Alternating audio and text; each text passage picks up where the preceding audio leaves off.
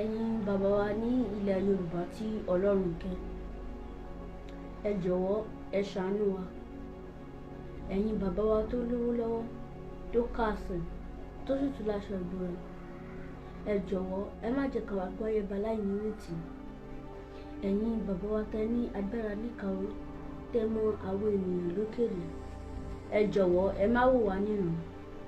Ẹ̀yin bàbá wa bọ̀rọ̀ kiri láwùjọ, tẹ́ mọ àwọn tẹ́tí nípò, tẹ́tí gbígbí dórí, àtẹ̀yin màmá wa gbogbo tẹ́ ní ọwọ́ agbára, ẹ ṣàánú wa, ẹ dákun ẹ ṣàánú wa.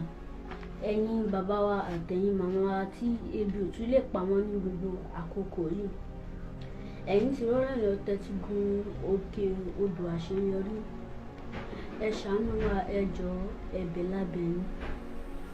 Lóòótọ́ lẹ́yìn ti rọ́rùn lọ tẹ́tí gun òkè odò àṣeyọrí, ṣùgbọ́n ẹ rántí wípé kò ń ṣe gbogbo ọmọ ìran yín náà ti gun òkè odò bíi tiyín.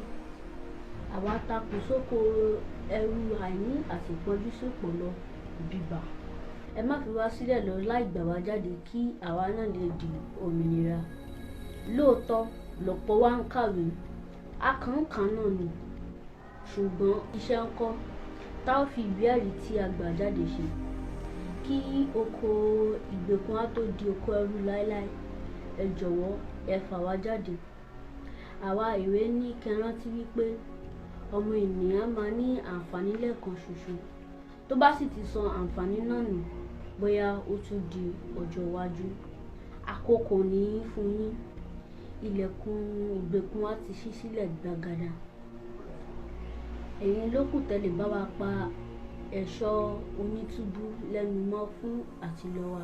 Ọmọ Adéwùmí ló ń bẹ̀bẹ̀ lórúkọ àwọn ìwé wípé kẹ́ ṣàánú wa.